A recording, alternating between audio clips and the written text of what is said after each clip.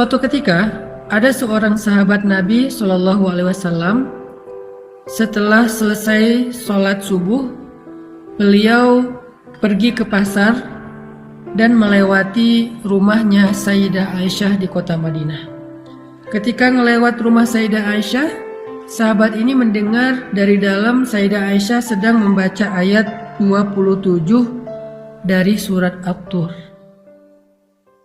Famanallahu alaina wa waqana 'adzabas samum. Famanallahu alaina wa waqana 'adzabas samum.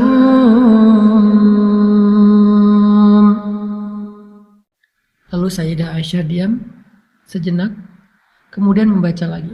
Famanallahu alaina wa waqana 'adzabas samum. Diam lagi. Kemudian Sayyidah Aisyah menangis. Kemudian baca lagi. Sayyidah Aisyah membaca ayat yang sama berulang kali. Beberapa kali ngulang, diam lagi, tafakur, nangis, ulang lagi ayat yang sama. Sehingga sahabat yang tadi gak sengaja mendengar Sayyidah Aisyah lagi baca Quran juga ikut merasakan getaran dari bacaan ayat yang dibaca oleh Sayyidah Aisyah.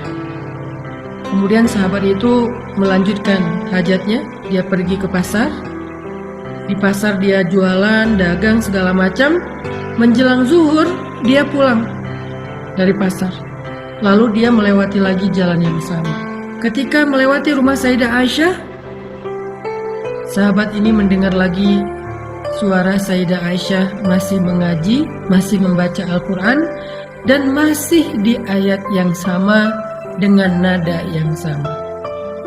Ternyata dari subuh sampai lewat duha, Sayyidah Aisyah membaca dan mengulang-ulang ayat yang sama. Inilah salah satu di antara metode para sahabat dalam membaca dan mentadabburi Al-Quran. Mereka suka membaca ayat-ayat Al-Quran yang berkesan, kemudian diulang-ulang sampai terasa di dalam hati. Famannallahu alaina wa waqana 'adzabas samum. Maka Allah memberikan karunia kepada kami dan memelihara kami dari azab api neraka. Itu arti dari ayat 27 surat At-Tur.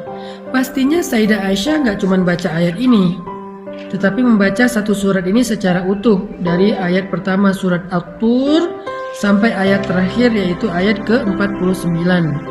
Tetapi ayat 27 itu diulang-ulang berkali-kali, lanjut lagi sebentar ke depan, balik lagi ke ayat 27. Artinya dari 49 ayat surat At-Tur, ternyata yang dinotis sama Sayyidah Aisyah itu adalah ayat 27, karena menurut beliau ini ayat berkesan. Dan ini beda-beda setiap orang, tergantung pemahaman dan tergantung sinkronnya ayat itu dengan kehidupan dia. Kadang-kadang ada ayat yang lagi kita banget karena emang kita lagi ngalamin apa yang ada di ayat itu. Jadi setiap ayat, setiap surat itu berbeda-beda secara kesan dari setiap orang.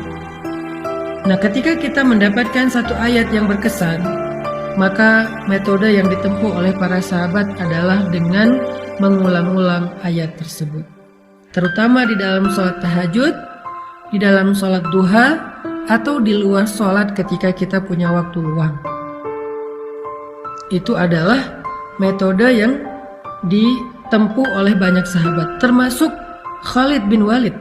Ini surat yang paling sering bikin Khalid bin Walid menangis. Kok bisa Khalid bin Walid menangis membaca surat ini?